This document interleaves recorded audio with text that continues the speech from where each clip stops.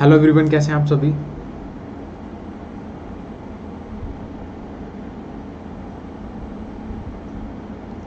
चलिए स्टार्ट करते हैं आज की क्लास।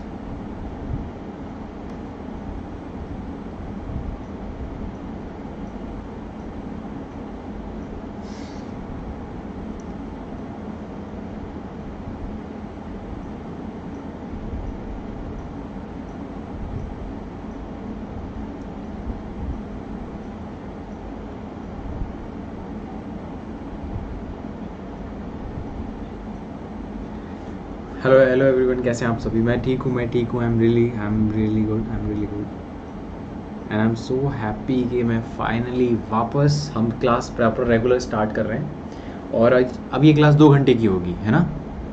मैं कोशिश करूँगा ये क्लास मैं 2 घंटे की लूँ, क्योंकि आज तो 1 घंटे, आज तो 1.5 घंटे के आसपास की क्लास होगी, लेकिन ये कल से जो क्लास होगा टाइम होगा वो बढ़ा दिया जाएगा, है ना। नहीं, टॉपोलॉजी नहीं है, सीक्वेंस एंड सीरीज़ है। कॉशी सीक्वेंस करवा रहे थे, अब कॉशी सीक्वेंस के मैं आपको कुछ रूल्स रेगुलेशंस करवाऊंगा और आपको वहाँ से आगे पढ़ना स्टार्ट करना है, ठीक है। चलिए, तो देखो मैंने कॉशी सीक्वेंस आपको पढ़ा दी थी। जो कन्वर्जेंट है वही कॉशी है, और कॉशी का एक्चुअल रूल क्या था कि कॉशी की आपको आई होप सो अंडरस्टैंडिंग भी ठीक से आ गई होगी, ठीक है ना, लास्ट क्लास में।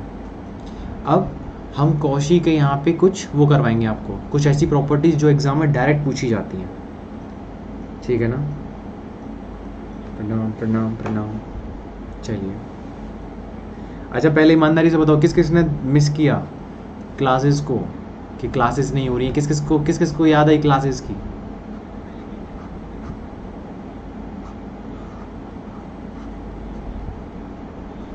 बताइए।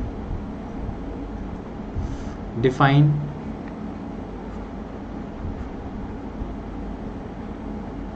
To sequence A N and B N,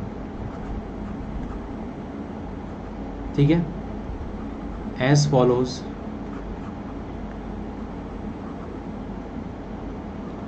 zero B1 A1 and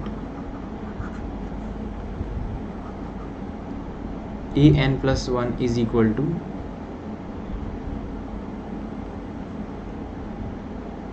AN plus BN/2 and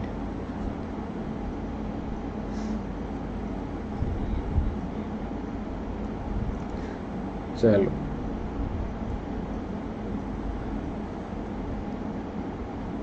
अगर हमारी गैर हाजिरी में अगर आपको क्लासेस मिस, अगर आपने क्लासेस को मिस किया है तो इसका मतलब मन लग रहा है आपका पढ़ने में। चलो ये अच्छी बात है। अब देखो मुझे ये प्रूव करना है, सपोज करो if B1 less than A1, ठीक है ना। तो ये एक स्टेटमेंट है विच इज ट्रू, है ना। तो मुझे यहाँ प्रूव करना है,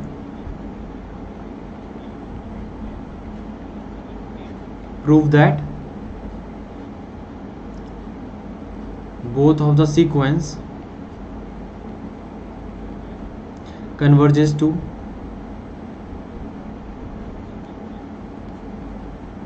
both of the sequence converges to same real number। देखो यहाँ समझो इस चीज को, ठीक है ना। अब सुनो,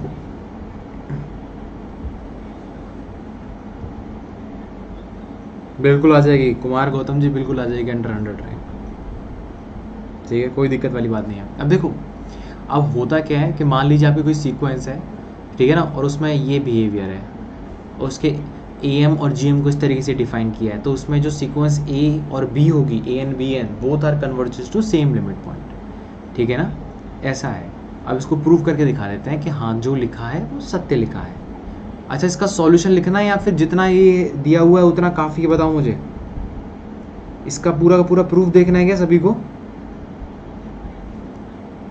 प्रूफ दिखा देते हैं, ठीक है ना, इसका प्रूफ दिखा देते हैं।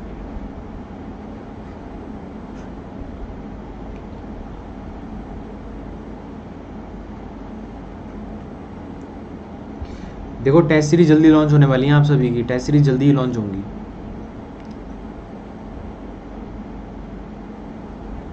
क्योंकि टेस्ट सीरीज़ के लिए क्या है ना, ऐप की ज़रूरत पड़ती है। टेस्ट सीरीज़ के लिए ऐप की ज़रूरत पड़ती है, क्योंकि यहाँ पे टेस्ट सीरीज़ हो ही नहीं सकती यूट्यूब पे। और फिर मैं आपको, एक होता है कि मैंने आपको टेस्ट सीरीज़ बना के दे दी, टेस्ट पेपर घर पे बना के दे दी, आप घर से करके ले आना, तो मुझे पता है उस चीज़ में प्रोडक्टिविटी निकल के नहीं आती। कोई बच्चा करेगा, कोई बच्चा नहीं करेगा, तो उसमें क्या होगा ना, पता ही नहीं लगेगा कुछ भी। चलो अब देखो, अब मुझे यहाँ पे दिया हुआ है A1 बड़ा है और A1 छोटा है, तो चलो मैंने ये यहाँ पे इक्वलिटी लेके चल रहा हूँ कि AN plus greater and equal BN, ठीक है ना, क्योंकि मुझे पता है AM बड़ा होता है, GM छोटा होता है, तो बस, तो जो AN प्लस 1 है वो AM को डिनोट कर रहा है और BN प्लस 1 GM को डिनोट कर रहा है। अब मैं N की वैल्यू 0 रख दूँ तो A1 is greater and equal B1, as it is ये फॉलो हो रहा है यहाँ पे, ठीक है ना। देखो इम्प्लाइज, इसका मतलब क्या हो जाएगा, AN greater and equal BN for all n belongs to natural number, ठीक है। बताइए यहाँ तक किसी को दिक्कत परेशानी? ठीक है, मैं 2 दिन पहले बता दूंगा, 2 दिन नहीं, मैं 7 दिन पहले बता दूंगा टेस्ट सीरीज, जब मैं टेस्ट लूंगा तो 7 दिन पहले बता दूंगा, ठीक है। नेक्स्ट, तो AN plus 1 is equal to AN plus BN by 2, ठीक है। तो देखो AN प्लस BN बाई 2, अब मुझे पता है कि देखो, अब मैं इस इनइक्वालिटी को इस्तेमाल करूंगा, यहाँ पे मैं क्या लिख दूंगा, AN प्लस AN। अब आप सोचोगे सर आपने ऐसा कैसे लिख दिया, तो देखो AN और BN में क्या इक्वालिटी थी कि BN छोटा था और AN बड़ा था, तो मैंने क्या किया, दोनों तरफ AN ऐड कर दिया। इसको ऐसे समझो कि मुझे स्टार्टिंग में ये चीज़ गिवन थी, है ना, कि जो BN है वो AN और BN में ये रिलेशन है। अब मैं क्या करूँ, दोनों तरफ AN ऐड कर दूँ, दोनों तरफ 2 का भाग लगा दूँ, तो कोई फ़र्क ही नहीं पड़ा, तो ये इक्वलिटी आ गई। अब ये इक्वलिटी आ गई यहाँ पे, तो मैंने वही चीज़ यहाँ पे लिखी है। तो AN प्लस 1 क्या था, AN प्लस BN बाई 2। तो देखो, तो अब यहाँ से तुम्हें सीखने को क्या मिला, यहाँ से सीखने को ये मिला कि ये क्या बन गया, ये बन गया AN, यानी कि जो AN प्लस 1 है वो छोटा और बराबर होगा किससे, AN से। तो अब यहाँ से तुम्हें क्या पता लग गया कि जो AN है ये कैसा है, मोनोटोनिकली डिक्रीजिंग। बताओ कितने बच्चे सब देख पा रहे हैं इसको, ये है monotonically decreasing.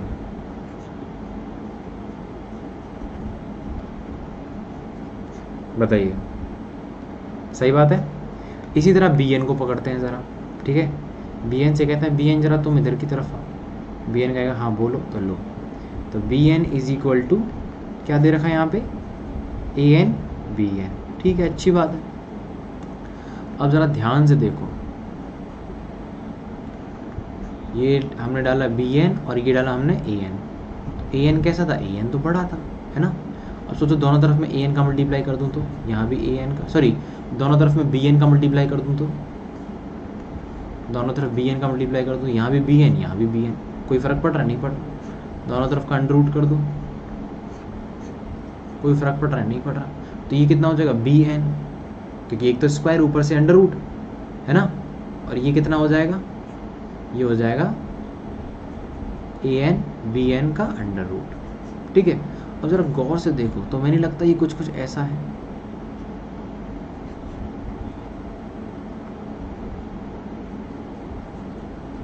Sorry BN not AN, this is BN।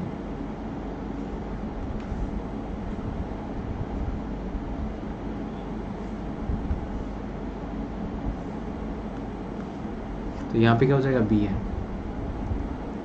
तो ओवरऑल ये क्या हो जाएगा बताओ, BN plus 1 greater and equal BN। बताइए यहाँ तो कोई दिक्कत परेशानी बताइए। तो इससे मुझे क्या पता लग रहा है, ये कैसा है, ये मोनोटोन इंक्रीजिंग है।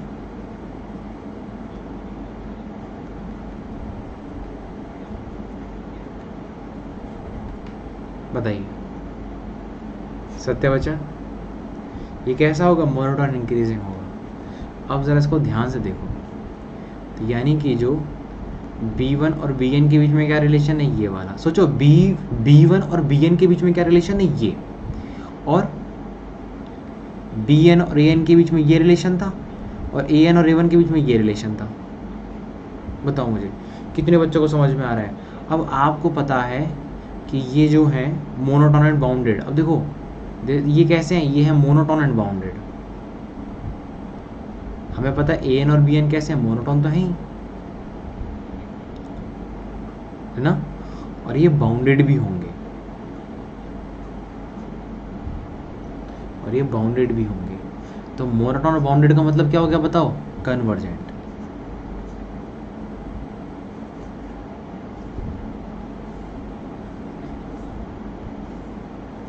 अब आप में से काफ़ी बच्चे सोच रहे होंगे कि सर वो तो ठीक है, लेकिन इसके बाद, अब आप देखो, आप एक रियल लाइन पर हो, है ना, आप एक रियल लाइन पर हो, B1 आपको मिला यहाँ, A1 मिला आपको यहाँ, है ना, और जो BN है वो इधर की तरफ भाग रहा है, और AN है वो इधर की तरफ भाग रहा है। तो इसका मतलब इनके बीच में कोई एक ऐसा पॉइंट आएगा जिस पर ये दोनों के दोनों कैसे हैं, बराबर मिलने की कोशिश करेंगे। तो इसका मतलब क्या हो जाएगा, यहाँ पक्का कोई एक ऐसा L होगा। अब कोई बच्चा कहे सर आप इतनी श्योरिटी से कैसे कह सकते हो सकता है ना BN इधर की तरफ पहुँच जाए, AN इधर की तरफ आ जाए, कोई डिफरेंट मतलब कहने का मतलब हो सकता है सर BN इधर की तरफ आ जाए, AN इधर की तरफ आ जाए। तो ऐसा कभी नहीं होगा, क्योंकि BN और AN में ये इक्वालिटी है कि BN हमेशा छोटा रहेगा, AN हमेशा बड़ा आएगा। तो ये वाला काम तो कभी होगा ही नहीं, ठीक है ना। ये तो समझने के लिए कि भाई AN इधर की तरफ, BN इधर की तरफ, और ये कहीं जाने के मिलने की कोशिश करेंगे, जहाँ ये मिलेंगे वो इनका लिमिट पॉइंट होगा कि AN और BN सेम लिमिट पॉइंट में मिल रहे हैं। क्योंकि मुझे पता लग गया BN कैसा है, BN इंक्रीजिंग, AN डिक्रीजिंग, और ये एक दूसरे को क्रॉस करेंगे नहीं, तो इसका मतलब पक्का किसी ना किसी पॉइंट पे जाके टकराएंगे, और जिस पॉइंट पे टकराएंगे वहीं रुक जाएंगे, वही इनका लिमिट पॉइंट होगा, ठीक है ना। बिल्कुल सही ब्रूस वाइन, जो भी आपका नाम है, Bruce Wayne. I think real नाम से आओगे तो ज़्यादा अच्छा लगेगा, ठीक है ना। चलो अब देखो ऐसे समझो इसको, लेट AN कन्वर्स कर रहा है A पर, है ना, एंड BN कन्वर्स कर रहा है B पर, A is equal to A plus B by 2, समझो। तो मैं AN+1 को मान रहा हूँ, ये A पर जा रहा है, AN A पर जा रहा है, BN B पर जा रहा है बाई 2। तो जब इसको मैं सॉल्व करूँगा तो कितना हो जाएगा, A is equal to B, देखो, ठीक है ना। अब ये तो यहाँ से मिल गया, अब सेम कोई चीज़ दूसरी तरफ करे तो कोई कैसे नहीं, मैं तो दूसरी वाले को देखूंगा, तो लो उसको देख लो। तो B is equal to √AB, इसको सॉल्व करोगे तो क्या आ जाएगा, B² is equal to AB, overall B is equal to A। तो देखो यहाँ भी वही कहानी लौट के आ रही है। तो indirectly hence both of the sequences, hence both of the sequences convergent to same limit point।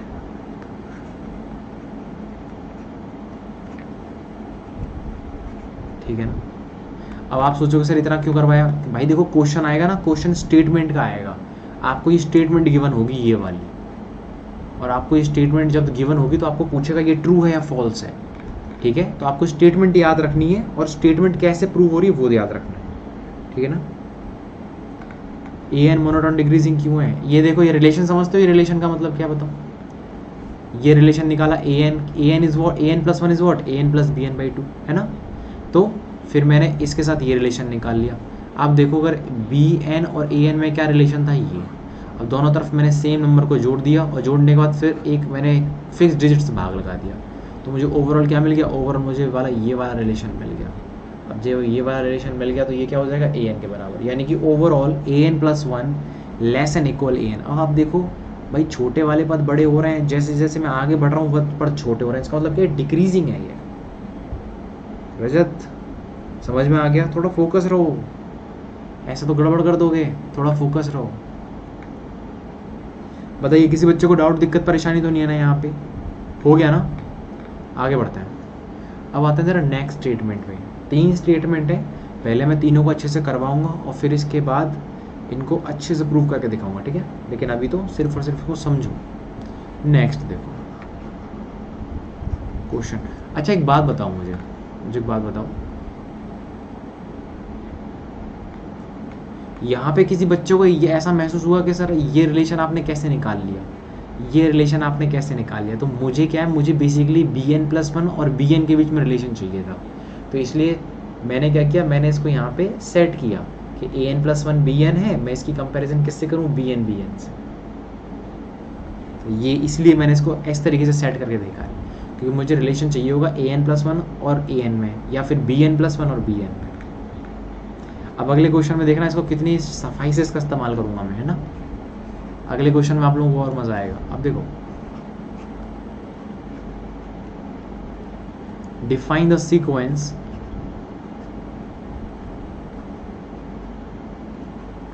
an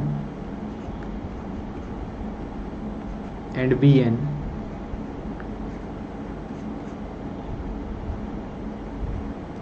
as follows b1 a1 and an+1 is equal to an plus bn/2, है ना, and bn+1 is equal to twice of an bn upon an plus bn। बताइए यहाँ तक दिक्कत? अच्छा कोई बात नहीं रजत, कोई बात नहीं। देखो एक काम कर सकते हो आप लोग, है ना, अभी जैसे मैं पढ़ा रहा हूँ ना, समझो इस चीज़ को, समझो। नोट करने के लिए क्या कर सकते हो आप, नोट करने के लिए फिर बाद में वीडियो को एक और बार देख लेना नोट करने के लिए, फिर अभी समझने पे फोकस करो पूरा, है ना। अब देखो, prove that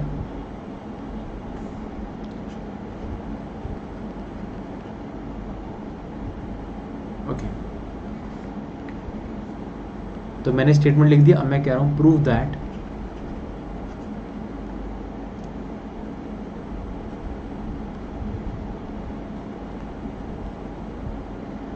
both of the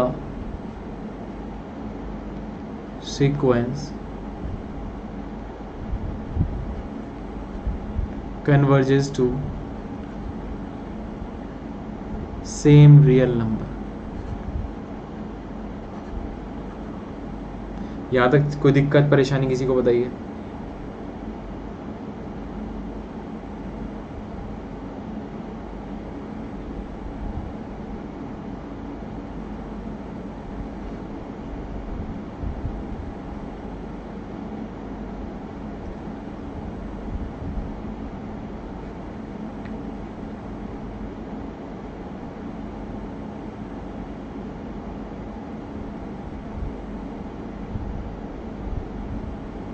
एक मिनट रुक जाइए।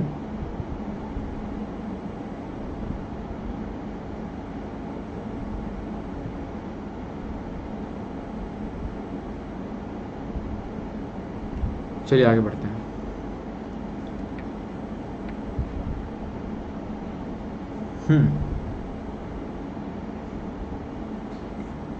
यस, ये सेकंड स्टेटमेंट है।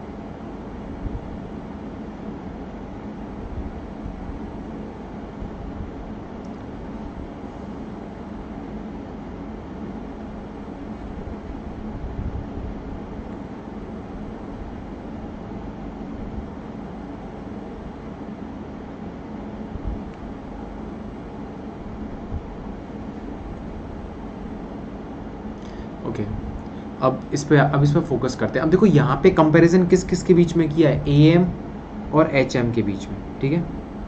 अब देखो यहाँ कंपैरिजन किस किस के बीच में किया है, AM और HM। दिस इज द कौन सा मीन है बताओ, ये बताइए। This is AM, this is HM, ठीक है ना। अब इसको जरा सॉल्व करते हैं, ठीक है ना। सॉल्यूशन, तो देखो सबसे पहली चीज़ मैं क्या करूँगा, AN और BN के बीच में रिलेशन, पहले AN और AN+1 के बीच में रिलेशन ढूंढूंगा, ठीक है। अब मुझे एक बात तो अच्छे से पता है कि जो AM है और ये HM है, इन दोनों के बीच में रिलेशन क्या होता है, AM इज बिगर, है ना, AM इज बिगर,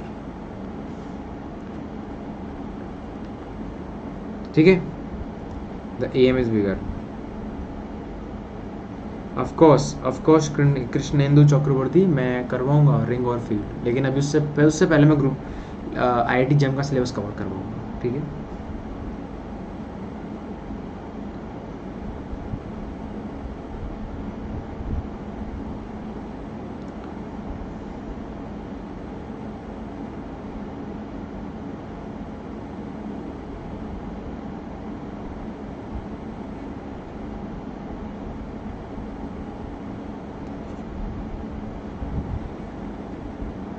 चलिए आगे बढ़ते हैं। तो ए एम और एच एम के बीच में, ठीक है ना। अब देखो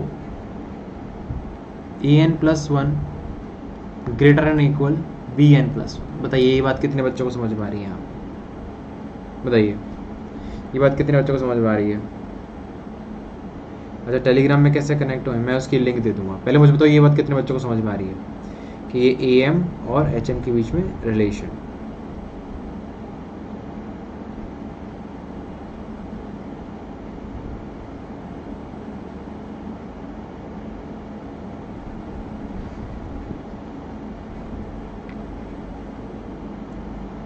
एक मिनट रुक जाइए।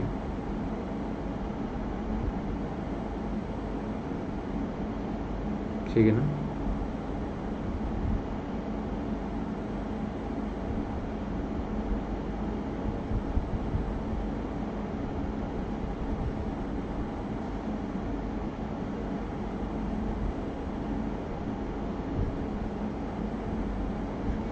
एक मिनट रुक जाइए। हाँ, यहाँ पे थोड़ा सा टेक्निकल इशू हो गया। हाँ अभी ठीक है। अच्छा, एच एम का full form harmonic mean, arithmetic mean, geometric mean और हार्मोनिक मीन हिंदी में बोलते हैं इसको। हिंदी याद नहीं है। ये होता है, देखो एक तो होता है a plus B by two, है ना। एक होता है a into B upon one upon root two, मतलब अंडर रूट ए बी। और हार्मोनिक मीन का मतलब होता है twice of one upon A plus one upon B. अगर कोई कहे ए और बी का हार्मोनिक मीन निकालिए तो two into A plus B into sorry A upon B plus A upon A plus A upon B. अभी मैं लिख के बता दूंगा, डोंट वरी, मैं इसे लिख के बता दूंगा, टेंशन मत लो, ठीक है ना। मैं इसे लिख के बता दूंगा, डोंट वरी। तो पहले मुझे बताओ यहाँ तक क्लैरिटी है ना। अब देखो इसके बीच में रिलेशन क्या है, ये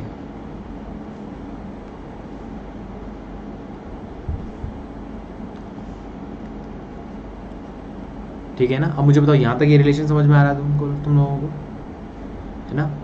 अब नेक्स्ट चीज, तो इसका मतलब क्या है, मैं कह सकता हूँ ए एन और बी एन के बीच में रिलेशन आ जाएगा for all N belongs to natural number, ठीक है ना। ये तो समझ में आ गया मुझे। अब एक काम करते हैं, ए एन और ए एन प्लस वन के बीच में रिलेशन ढूंढ लेते हैं ज़रा, ठीक है। तो मुझे अब देखो इस कैसे ढूंढूंगा रिलेशन, तो रिलेशन ऐसे ढूंढूंगा, आपको बिल्कुल बिगिनिंग से सिखाता हूँ। मुझे पता है ए एन और बी एन के बीच में ये रिलेशन है ना। तो मैं दोनों तरफ क्या करूँ, मैं ए एन ऐड कर दूँ, ठीक है। फिर मैं दोनों तरफ बाई टू कर दूँ, तो ये किसके बराबर है, ये ए एन प्लस वन के बराबर है। और ये किसके बराबर है, ये ए एन के बराबर है। तो आप बताइए आपको यहाँ पे क्या इक्वलिटी मिल गई कि A N is greater and equal A N plus one. तो इससे मुझे क्या पता लग रहा है, ये कैसा है, मोनोटोनिकली डिक्रीजिंग, मोनोटोन डिक्रीजिंग। बताइए कोई दिक्कत, कोई परेशानी?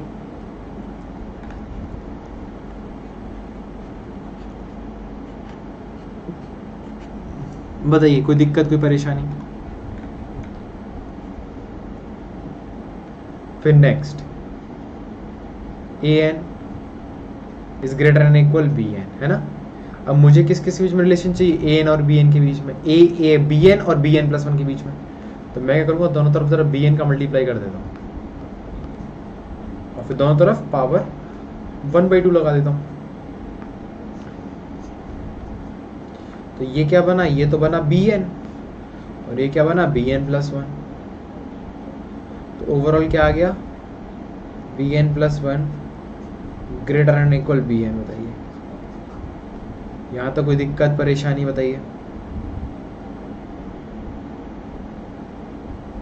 फंक्शन ऑफ सेवरल वेरिएबल मैं कल से स्टार्ट कर दूंगा, कल या परसों से। उसकी टाइमिंग अभी डिसाइड नहीं हुई है, जैसी टाइमिंग डिसाइड होगी मैं एक वीडियो शॉर्ट बना के डाल दूंगा यूट्यूब पे, आप सबको पता लग जाएगा, डोंट वरी। कोई दिक्कत वाली बात नहीं है, मैं बिल्कुल आप लोगों के साथ खड़ा हुआ हूँ, डोंट वरी, ठीक है। अब देखो ये, अब इससे मुझे क्या पता लग रहा है, दिस इज मोनोटोनिकली इंक्रीजिंग, है ना। अब आप खुद सोचो, अगर मैं, है ना, अब आप खुद सोचो कि AN और BN के बीच में क्या रिलेशन मिला है मुझे, ये वाला। इसको ऐसे देखो कि ये है BN और ये है AN।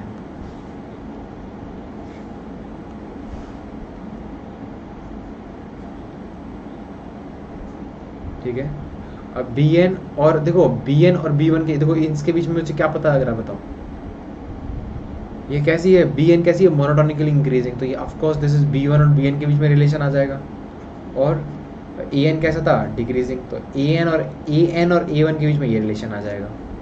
बताइए, अगर आप गौर से देखोगे तो B1 इंक्रीजिंग है और AN डिक्रीजिंग है, ये दोनों एक दूसरे को, अब आपको पता है AN और BN में ये रिलेशन है, इसका मतलब कि N अगर इन्फिनिटी भी चला गया ना तब भी ये relation as it is hold रहेगा। तो उसका मतलब क्या, रियल लाइन पे ये किसी नंबर पे जाकर टकराएंगे, जब किसी नंबर पे टकराएंगे तो जहाँ ये रुक जाएंगे आपस में वो इनका लिमिट पॉइंट होगा। ठीक है, तो दिस इज मोनोटोन।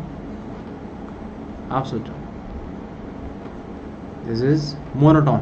और दूसरी चीज़ क्या है, ये बाउंडेड है, अगर आप ध्यान से देखोगे तो ये बाउंडेड है। कैसे, ये B1 और A1 से बाउंडेड है।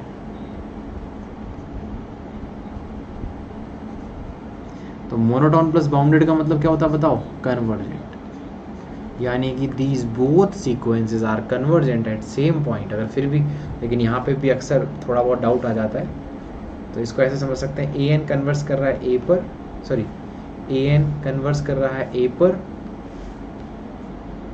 BN कन्वर्स कर रहा है B पर, ठीक, इम्प्लाइज, तो A is equal to, sorry A plus B/2 is equal to A। यहाँ से मुझे क्या पता लग रहा है, A is equal to B। और दूसरी तरफ हमने क्या किया यहाँ पे बताइए,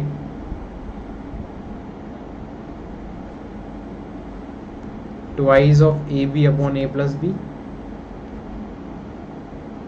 is equal to B।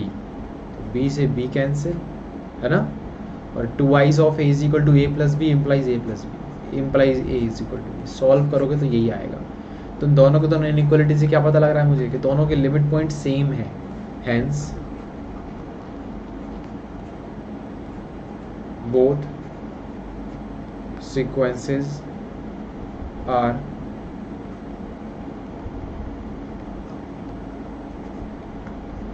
convergent to same real number। यहां तक क्लियरिटी है बताइए सभी को। अब देखो क्या AN और BN, अरे एक बात बताओ मुझे, बताओ AN और BN के बीच में क्या रिलेशन था, AN और BN के बीच में ये रिलेशन था, बताओ। मैं समझ गया, ये इस वाले में दिक्कत आई ना, तो बताओ AN और BN के बीच में क्या रिलेशन था, AN दिस है ना, फिर मैंने क्या किया, दोनों तरफ BN का मल्टीप्लाई कर दिया,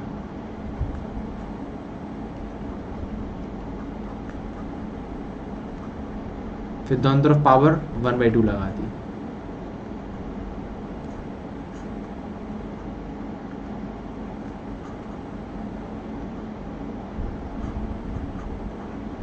फिर यहाँ पे क्या लगा दी बताइए, BN plus 1 greater and equal BN। बताइए कोई दिक्कत, कोई परेशानी बताइए, BN plus 1 is greater and equal BN। तो ये रिलेशन निकाला था मैंने, बताइए। अरे HM तो ये था, HM is that, this is the HM, ये है HM है ना, और ये था AM।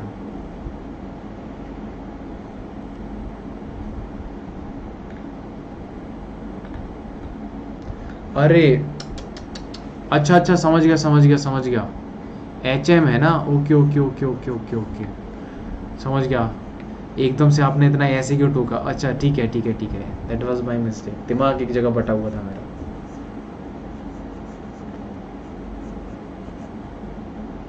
बिल्कुल सही HM पे आ जाते हैं, ठीक है।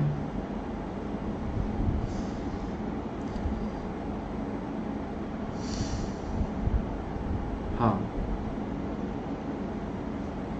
तो HM के बारे में ऐसे लिखेंगे, देखो twice of A N B N upon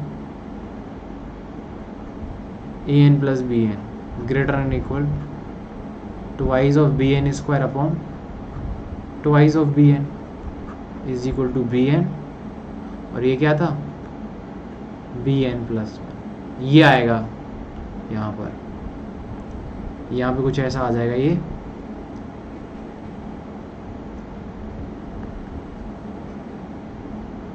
B N plus one is equal to twice of A N B N upon B N twice of B N square upon twice of B N.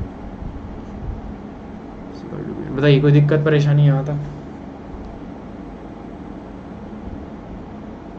नहीं मैं समझ गया, question में मैंने GM को गलती से use किया, ये एच एम ही यूज़ होगा, एच एम ही यूज़ होगा।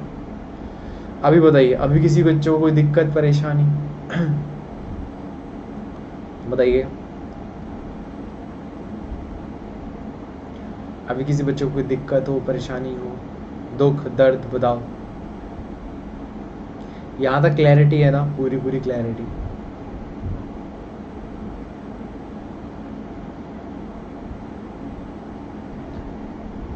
एन क्या?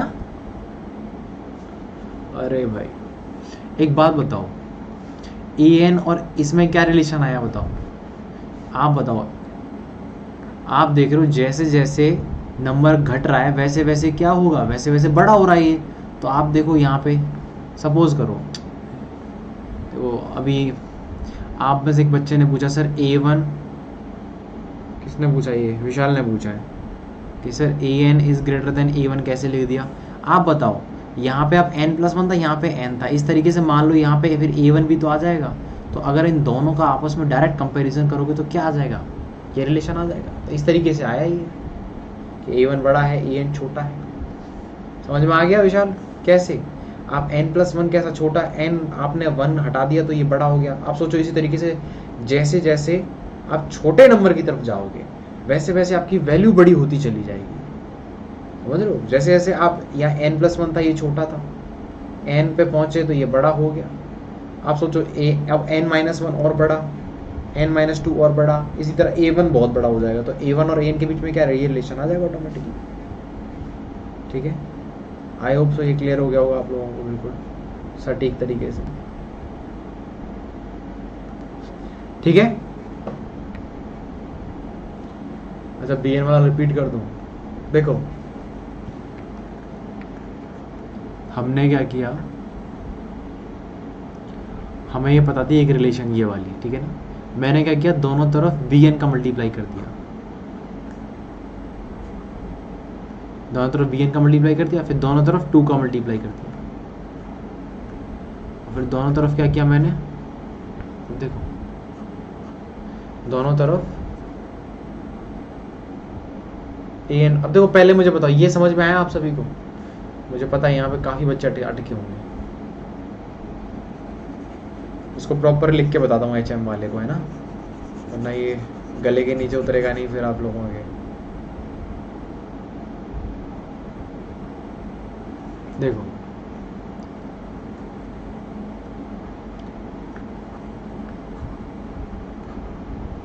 फिर इसके बाद क्या करेंगे बताओ,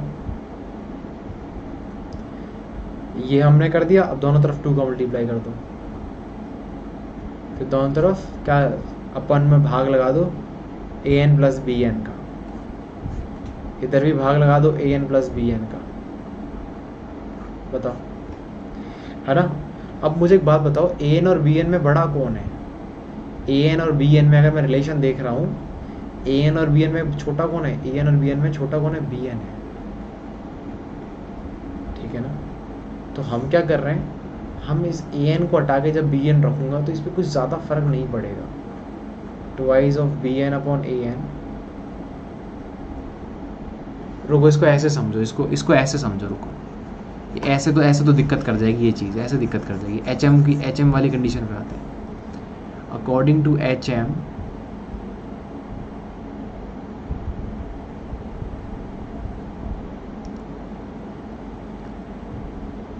1 अपॉन, देखो ये इस तरीके से लिखा होता है 1 upon, sorry 2 upon 1 upon A N plus 1 upon B N. मुझे बताओ ये रिलेशन समझ में आ रहा है? This is your H M. अगर कोई आपसे पूछे H M of A N B क्या होता है, चलो अब इसको ना प्रॉपर एकदम डेप्थ में जाके समझाता हूँ मैं। तो आपसे कोई पूछे दो नंबर हैं अल्फा और बीटा, उनका एच एम क्या होगा, तो H M of alpha in beta is what, तो twice of 1 upon alpha plus 1 upon beta. पहले मुझे बताओ कितने बच्चों को ये बात समझ में आई? ये होता है एच एम, ठीक है? ये this is your H M. H M of alpha beta क्या होता है? 2 upon 1 upon alpha plus 1 upon beta, ठीक है? अब आप देख रहे हो ए एन और बी एन में रिलेशन क्या है, बताओ? ए एन और बी एन में रिलेशन है ये जो ऊपर की तरफ आया है। तो इसको कैसे डिसाइड करूंगा मैं? तो अब आपको पता है 1 अपॉन में ले जाते ही इक्वलिटी बदल जाएगी, 1 अपॉन ए एन है ना, ये बी एन, ये हो जाएगा 1 अपॉन बी एन। बताओ कोई दिक्कत, कोई परेशानी यहाँ तक? इसके बाद दोनों तरफ मैं क्या ऐड कर दूंगा, बताओ? दोनों तरफ 1 अपॉन बी एन ऐड कर दूंगा, तो फर्क तो नहीं पड़ेगा इस पर? बताओ, दोनों तरफ क्या कर दूंगा? 1 अपॉन बी एन ऐड कर दूंगा, 1 upon B N plus 1 upon ए एन, है ना, 1 upon B N plus 1 upon B N. किसी को दिक्कत परेशानी? अब जैसे ही इनको 1 अपॉन करूंगा, सोचो, जैसे इसको लिखूंगा 1 upon B N plus 1 upon ए एन, तो इक्वालिटी बदल जाएगी, 1 upon B N plus 1 upon B N. बताओ ये कितनों को समझ में आ रहा है? फिर ऊपर देखो, ऊपर दोनों तरफ सेम नंबर 2 का मल्टीप्लाई कर दो। तो आप जब इसको सॉल्व करोगे ना, तो आपको क्या मिलेगा पता है? यहाँ तो मिल जाएगा twice of A N B N upon A N plus B N, और यहाँ पे क्या मिल जाएगा? ट्वाइस ऑफ बी एन का whole square upon B N plus B n, यानी ट्वाइस ऑफ बी एन। अभी मुझे बताओ, अभी समझ में आया कि this is what, this is b N plus 1 and this is what b N. तो आप मुझे बताओ, अभी समझ में आया सभी को बी एन प्लस 1 और बी एन के अंदर क्या रिलेशन है? ये relation, this is the relation. अगर आप एच एम वाली कंडीशन को देखोगे ना ठीक से, तो पूरा का पूरा समझ में आएगा ये। बताइए,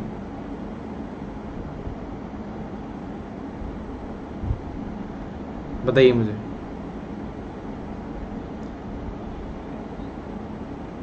प्लीज बताइए, यहां तक सभी को दिख रहा है ये साफ साफ? कमेंट सेक्शन में मुझे बताइए कि आपको समझ में आया है प्रॉपर। किसी बच्चे को दिक्कत परेशानी है तो पूछ सकता है अभी भी। इस तरीके से रिलेशन आया बी एन प्लस 1 और बी एन में, तो अभी समझ में आ गया कि किस तरीके से ए एन और बी एन में रिलेशन लेकर आए हैं, ठीक है? अब नेक्स्ट चले, नेक्स्ट देखो, अब नेक्स्ट लेकर चलते हैं, ठीक है ना? नेक्स्ट क्वेश्चन है आपका, define the sequence A N and B N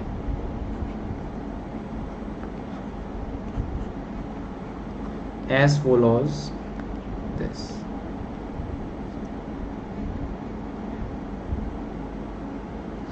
ठीक है ना? as follows this, ठीक है? and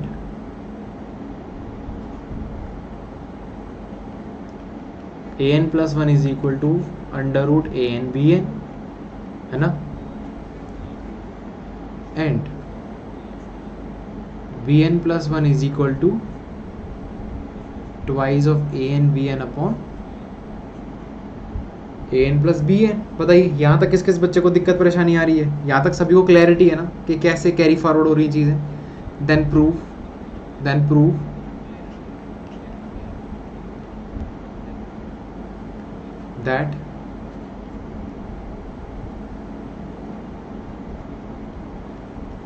both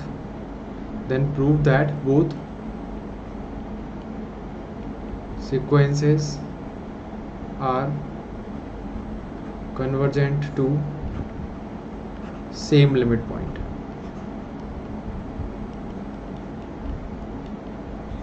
Sorry, same limit, convergent to same limit, या फिर लिमिट कह लो या रियल नंबर कह लो, ठीक है ना। ये है बात। अब इसको वैसे ही प्रूव करेंगे।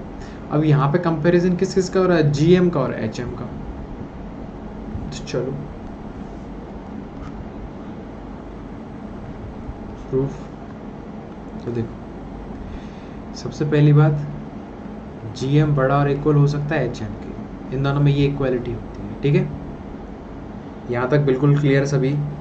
इसके बाद जीएम क्या हो जाता है, अच्छा हाँ, इसके बाद जीएम को डिनोट क्या कर रहा है, एन प्लस वन, एचएम को कौन कर रहा है, बी एन प्लस वन। यहाँ तक क्लैरिटी है, बताइए, ठीक है, यहाँ तक क्लैरिटी है ना।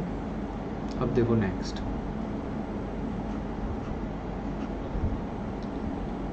अच्छा मुझे एक बात बताओ, किसी बच्चे के दिमाग में ये तो नहीं आया सर बाउंडेड कैसे लिख दिया आपने, किसी बच्चे के दिमाग में ये तो नहीं आया सर बाउंडेड कैसे लिख दिया। अगर आप क्वेश्चन देखोगे तो स्टार्टिंग में लिखा था B1 और A1 ये दोनों के बीच में बंद है सब कुछ, B1 और AN के बीच में बंद है सब कुछ, यहाँ पे है ना। ध्यान से देखोगे तो यहाँ आपको पता लगेगा ये B1 और A1 के बीच में बंद है, ये B1 और ये A1 इसके बीच में बंद है, ये दोनों के दोनों सीक्वेंसेस, इसलिए बाउंडेड है। Sequences, both sequences are bounded by A1 and B1। एकदम से बस दिमाग में आया तो मैंने बता दिया। चलो इसी पे आते हैं वापस। तो AN plus one is greater and equal BN plus one. यहाँ तक कोई दिक्कत परेशानी बताइए, यहाँ तक कोई दिक्कत परेशानी नहीं है ना। नेक्स्ट हम A1 greater and equal B1, ठीक है। अब इसका मतलब क्या है, इसका मतलब ये AN is greater than or equal Bn for all n belongs to natural number. Sorry.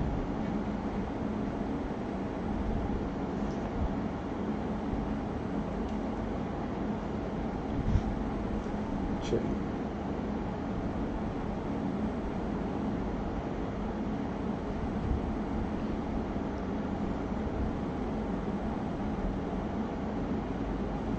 ठीक है, यहाँ तक किसी बच्चे को दिक्कत परेशानी तो नहीं है ना, यहाँ तक फुल क्लियरिटी है ना सभी को। अब देखो नेक्स्ट,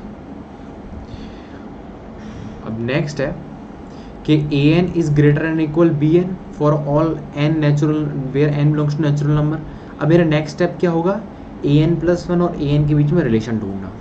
तो मैं देख रहा हूँ AN कहाँ पे, AN यहाँ पे। अच्छा तो कैसे ढूंढूंगा मैं, देखो पहला रिलेशन, तो मुझे यहाँ पता लग गया कि AN और BN के बीच में क्या ये है कंडीशन, ठीक है। अब मुझे ये चाहिए तो मैं दोनों तरफ क्या करूँगा, BN का मल्टीप्लाई कर दूंगा, क्योंकि AN के साथ BN आ रहा है। फिर उसके बाद दोनों तरफ का अंडर रूट कर दूंगा।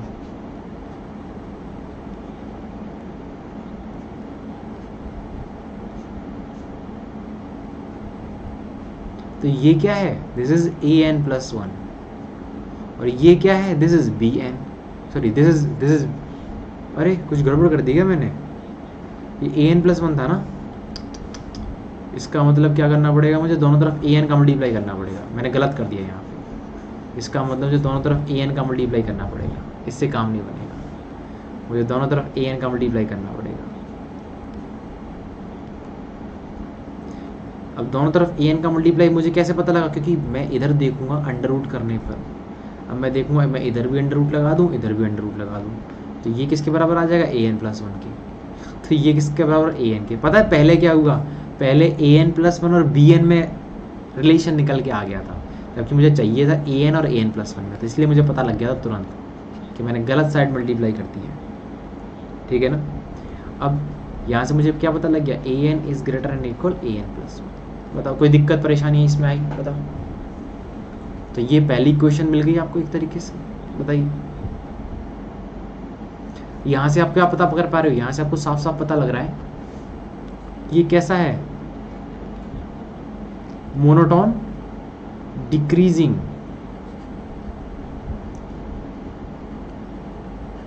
This is monotone decreasing. बताइए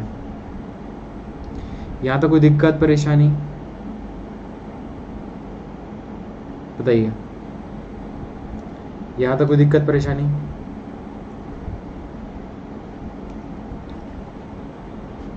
तो ये मोनोटोन डिक्रीजिंग है। अब मैं नेक्स्ट क्या करूंगा, नेक्स्ट निकालूंगा बी एन और बी एन प्लस वन में रिलेशन। कैसे, ऐसे कि मुझे ये इन दोनों का ये रिलेशन पता है ना, तो मैं इससे क्या लिख सकता हूँ, 1/an 1/bn। अब दोनों तरफ क्या ऐड करूँ, 1/, अब देखो अब आपको सोचना है मैं दोनों तरफ 1/an 1/a ऐड करूँ या दोनों तरफ 1/bn 1/bn ऐड करूँ, बताओ सोचो मैं क्या ऐड करूँ। दोनों तरफ मैं ऐड करूँगा 1/bn और 1/bn, क्योंकि मुझे रिलेशन किस किस में चाहिए, मुझे रिलेशन चाहिए bn और bn प्लस वन, ठीक है। तो मुझे पता है कि यहाँ से मुझे bn मिलेगा, तो bn यहाँ 2 बार आ जाएगा। दूसरा स्टेप क्या होता है, 1/, में लिखना है इसको। जैसे ही मैं इसको 1/, के अंदर डालूंगा ये रिलेशन क्या आ जाएगा, बताओ।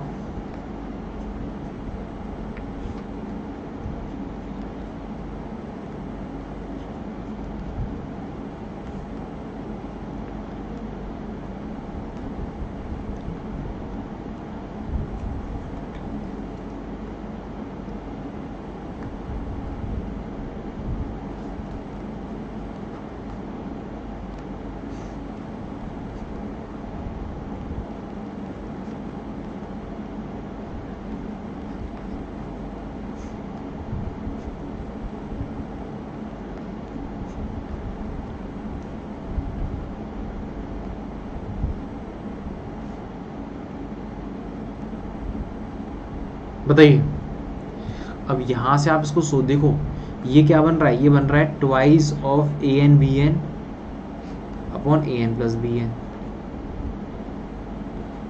और ये क्या बन जाए, twice of B N square upon twice of B n. So this is what b N plus one and this is what b N, ठीक है। तो मुझे यहाँ से पता लग गया B N plus one is greater and equal B n. कोई दिक्कत परेशानी, for all N belongs to natural number, बताइए। तो मुझे यहाँ से क्या पता लग रहा है, ये कैसा है, monotonically increasing, this is monotone increasing, ठीक है ना, दिस इज मोनोटोन इंक्रीजिंग। बताइए किसी को यहाँ तक कोई दिक्कत परेशानी, किसी तरह का दुख दर्द व्याधा?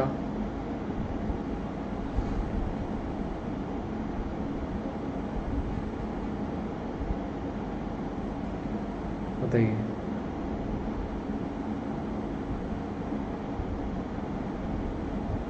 बताइए।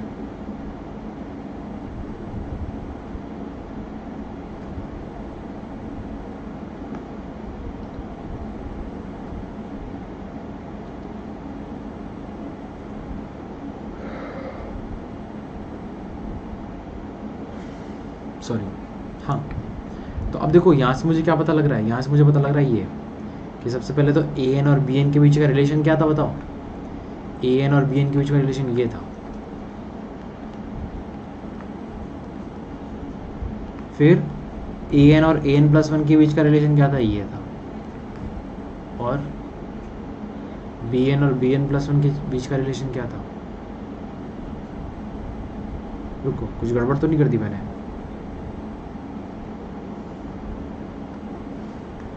ए एन प्लस वन, ओहो,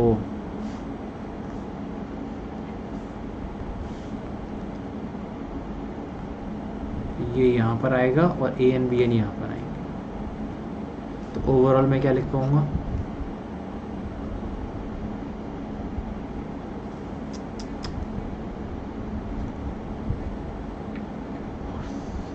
सॉरी, ओवरऑल मैं क्या लिख पाऊंगा, b one b n an और a1, ठीक है।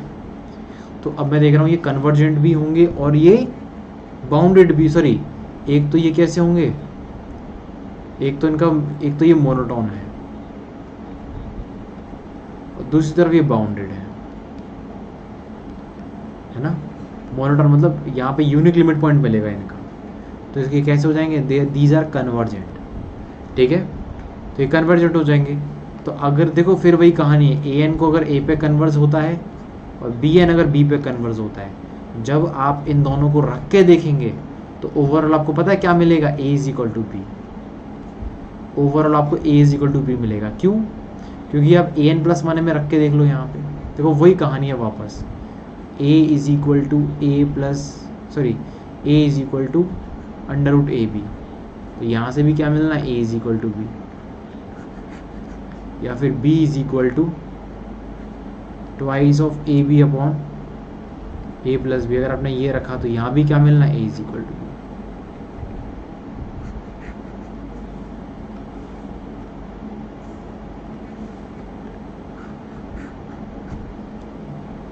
बताइए यहाँ तो कोई दिक्कत परेशानी, बताइए।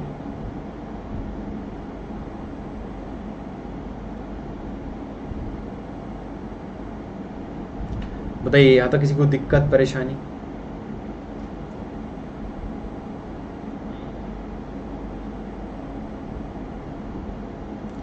तो सर आपको patience,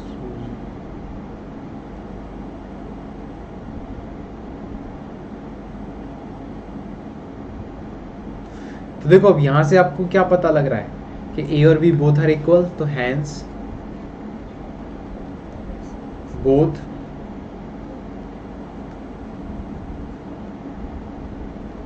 sequences are convergent to same limit point।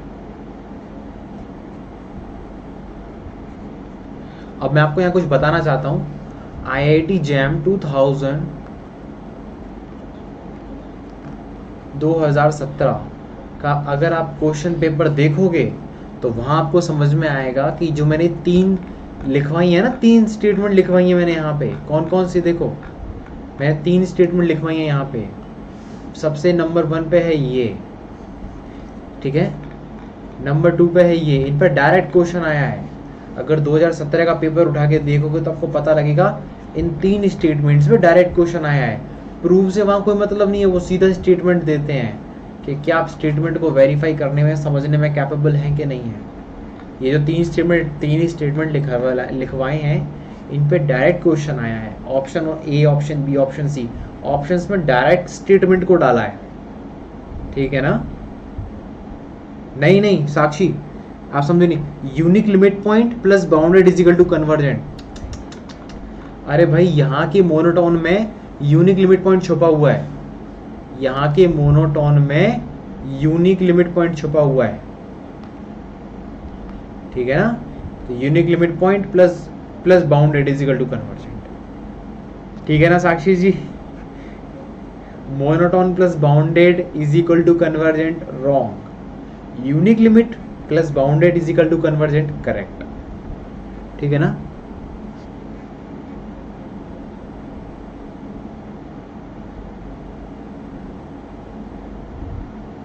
ठीक है ना। तो मुझे बताइए यहां तक सभी को क्लैरिटी है गाइस, यहां तक जितना कराया सब कुछ क्लैरिटी है, बताइए।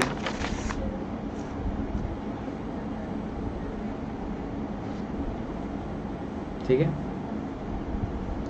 अब देखो, अब आपने कन्वर्जेंट तो पढ़ लिया है ना।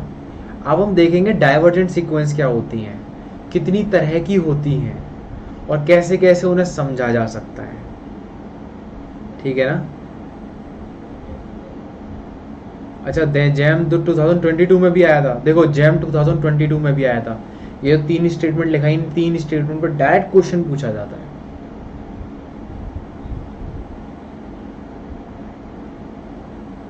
गलत, देखो मैं लिख देता हूं यहां पे, monotone plus bounded is equal to convergent, this is wrong. फिर बात आती है unique limit point plus bounded is equal to convergent. ये करेक्ट है, अभी ठीक है। अब देखो कितना बड़ा बड़ा लिखवा दिया ये, बताओ आप समझे नहीं। वहां के मोनोटोन के अंदर यूनिक लिमिट पॉइंट छुपा हुआ था। ये जो मोनोटोन है ये इसके अंदर यूनिक लिमिट पॉइंट छुपा हुआ है इनडायरेक्टली। तो ये दोनों के दोनों यूनिक लिमिट पॉइंट पे जा रहे हैं, तो कन्वर्जेंट भी होंगे। कन्वर्जेंट होंगे तो इसका मतलब क्या हुआ, यूनिक लिमिट पॉइंट पे जा रहे हैं इनडायरेक्टली। अगर इसको नहीं भी लिखोगे ना, सुनो मेरी बात, अगर इस चीज़ को नहीं भी लिखोगे तब भी ये चीज़ एज इट इज़ इम्प्लीमेंट होगी। Don't worry, as it is ये चीज़ें इम्प्लीमेंट होगी। कि हम मान के चल रहे हैं ए एन जा रहा है ए पर, बी एन जा रहा है बी पर। सोचो, हम मान के चल रहे हैं कि ए एन नीचे की तरफ जा रहा है ए पर, बी एन जा रहा है बी पर, और एक बार को हमने मान लिया चलो ए एन और B n different different number हैं, तो मैं अगर इनको यूज़ करूंगा तो मुझे तुरंत पता लग जाएगा ए एन और बी एन कोई डिफरेंट नहीं है, सेम है। देखो इस चीज़ को ऐसे भी समझ सकते हो। मान लो किसी बच्चे ने कहा कि सर मैं तो इसे मिटा रहा हूँ, मैंने कहा ठीक है मिटा दो, हमारा क्या जा रहा है, कुछ नहीं। तो वो कहेगा सर, बच्चा कहेगा सर आगे, तो आगे ये है कि मुझे पता पड़ रहा है कि ए एन पीछे की तरफ जा रहा है, बी एन आगे की तरफ जा रहा है, तो मैं मान के चल रहा हूँ कि बी एन किस पे जा रहा है, बी पे, और ए एन जा रहा है ए पर। तो वही लिख लिया मैंने यहाँ पे। तो बस उनको मैंने इस्तेमाल कर लिया कि ये किया था ना A is equal to under root A B, तो क्या था A N plus one under root A N plus one is equal to under root A N B N. तो मैंने ए एन की जगह ए लिख लिया, ए एन प्लस वन की जगह ए लिख लिया, बी एन की जगह बी लिख लिया, बस बात खत्म। Monotone plus bounded is equal to convergent. Monotone के साथ साथ यूनिक लिमिट पॉइंट होना चाहिए। शालिनी जी, ये मैं आपको एक बात बताता हूँ, मोनोटोन इंक्रीजिंग और मोनोटोन डिक्रीजिंग में कभी कभी इन्फिनिटी पे भी निकल जाती हैं चीज़ें। मोनोटोन इंक्रीजिंग, मोनोटोन डिक्रीजिंग में कभी कभी चीज़ें इन्फिनिटी पे भी निकल जाती हैं। तो इन्फिनिटी पे जो निकल जाती हैं सीक्वेंसेस, वो कन्वर्जेंट नहीं होती हैं, ठीक है ना। इसीलिए प्लीज़ इस बात को हमेशा याद रखना, unique limit point plus bounded is equal to convergent. But अगर कोई आपसे कहे सिर्फ मोनोटोन एंड बाउंडेड, अरे रुको,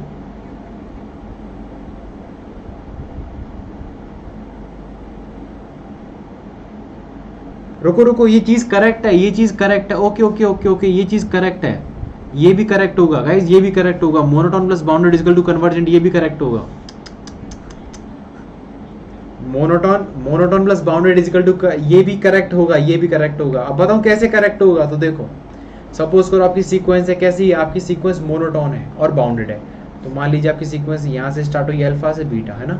तो आपकी सीक्वेंस कैसी है, आपकी सीक्वेंस जा रही है और बीटा पे जाके, समझ रहे हो। और मैं कह रहा हूँ ये अल्फा से लेकर और बीटा के बीच में बंद है। तो आप देख रहे हो ये बाउंडेड भी है, और अगर ये मोनोटोन है तो पक्का ना पक्का ये किसी पॉइंट पे जाकर रुकेगी, क्योंकि मोनोटोन अगर सीक्वेंस है तो ऑफकोर्स उसके एक साथ दो लिमिट पॉइंट नहीं आ सकते। मोनोटोन में या तो कांस्टेंट चलती है, या इंक्रीजिंग चलती है, या डिक्रीजिंग चलती है, कभी भी ऑसिलेटिंग वाला केस नहीं आता। और क्योंकि ये बाउंडेड है तो इसलिए इन्फिनिटी पे भी नहीं जाएगा। तो ऑफकोर्स अगर मोनोटोन प्लस बाउंडेड लिखोगे तो वो भी कन्वर्जेंट होगा। ठीक है ठीक है ठीक है ठीक है। तो देखो यहाँ पे इसके मोनोटोन में, इसके देखो इसका जो ये था ये मोनोटोन थे, इसका जो मोनोटोन था ये बाउंडेड था, इसलिए इसके अंदर यूनिक लिमिट पॉइंट छुपा हुआ था। यहाँ जो लिखा था यूनिक लिमिट पॉइंट, इसलिए यहाँ का यूनिक लिमिट पॉइंट छुपा हुआ था, क्योंकि ये मोनोटोन था, मोनोटोन, और दूसरा ये बाउंडेड। तो ऑफकोर्स सी बात है, या तो इंक्रीजिंग या डिक्रीजिंग कहीं ना कहीं जाके रुक रहे होंगे, तो इसलिए यूनिक लिमिट पॉइंट इसके मोनोटोन के अंदर छुपा हुआ है। कोई बात नहीं, इसको मैं एक दिन आपको प्रॉपरली, मतलब क्या कहते हैं, ड्रॉ करके और क्या कह सकते हैं, अपनी इमेजिनेशन को ड्रॉ करके दिखाऊंगा, तो इजीली आप इसको विजुलाइज कर पाओगे। इसको विजुलाइज कर पाओगे जब मैं आपको कल अपनी इमेजिनेशन ड्रॉ करके बताऊंगा।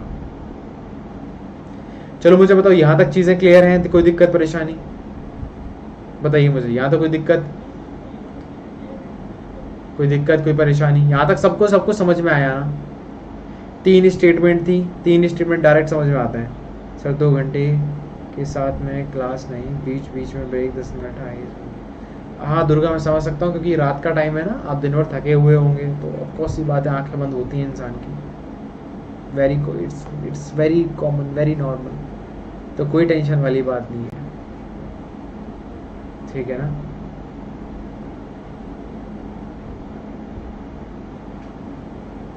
चलिए, तो यहाँ तक क्लैरिटी है सभी को? बताइए मुझे गाइज, यहाँ तक सभी को क्लैरिटी है?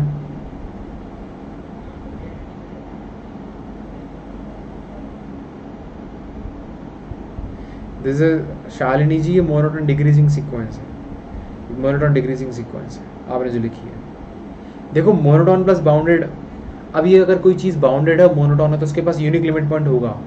अगर कोई sequence monotone as well as bounded है एट द सेम टाइम तो उसके पास यूनिक लिमिट पॉइंट होगा। इसको मैं कल बताऊंगा एक ड्रॉ करके ग्राफ। मैं कल क्या करूँगा, मैं कल ग्राफ ड्रॉ करूँगा, उसकी डिफरेंट डिफरेंट कंडीशंस बताऊंगा, अब आपको समझ में आएगा कि अगर कोई सीक्वेंस बाउंडेड है और अगर वो मोनोटोन हो गई तो उसके पक्का उसके पास यूनिक लिमिट पॉइंट होगा। ठीक है, खैर अभी के आज के लिए इतना ही। तो प्लीज़ आप सभी जितने भी स्टूडेंट्स हैं क्लास में, प्लीज़ क्लास को ज़रूर, क्लास की जो क्लास है ना इसको लाइक कीजिएगा और अपने व्यूज़ कमेंट सेक्शन में ज़रूर लिखिएगा। मैं वहाँ से पढ़ूंगा और देखूंगा।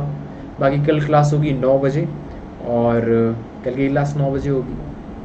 ठीक है, कल मैं लिमिट इन्फीमम और लिमिट सुप्रीमम पे ज़्यादा फोकस करूँगा। ठीक है ना, कल हमारा जो मेन फोकस रहेगा वो लिमिट इन्फीमम और लिमिट सुप्रीमम पे रहेगा, क्योंकि आप में से काफ़ी बच्चे हैं जो कि उसमें थोड़ा थोड़ा नहीं बहुत ज़्यादा अटकेंगे आने वाले टाइम में। तो मैं नहीं चाहता हूँ ऐसा कुछ भी हो। तो कल हमारा फोकस रहेगा लिमिट सुप्रीमम और लिमिट इन्फीमम में। आज कौशी कंप्लीटली ख़त्म। ठीक है ना, and thank you so much मन लगा के पढ़ने के लिए। प्लीज़ सभी के सभी बच्चे क्लास को ज़रूर लाइक करना और कमेंट सेक्शन में अपने व्यूज़ ज़रूर बताना। ठीक है, और मुझे बहुत अच्छा लगता है कि जब आप लोग इतना मन लगा के पढ़ते हो। और ये रात का टाइम है, मैं समझ सकता हूँ आपकी आंखें बंद हो रही होंगी या फिर नींद आ रही, नींद के झोंके आ रहे होंगे। इट्स वेरी कॉमन, कोई दिक्कत वाली बात नहीं है। ठीक है, चलिए bye guys, you take care, अपना ध्यान रखिए और कमेंट सेक्शन में कमेंट्स करना ना भूलें और जितना हो सके शेयर कीजिए ताकि ज़्यादा से ज़्यादा बच्चे IIT JAM की प्रिपरेशन कर सकें। Thank you.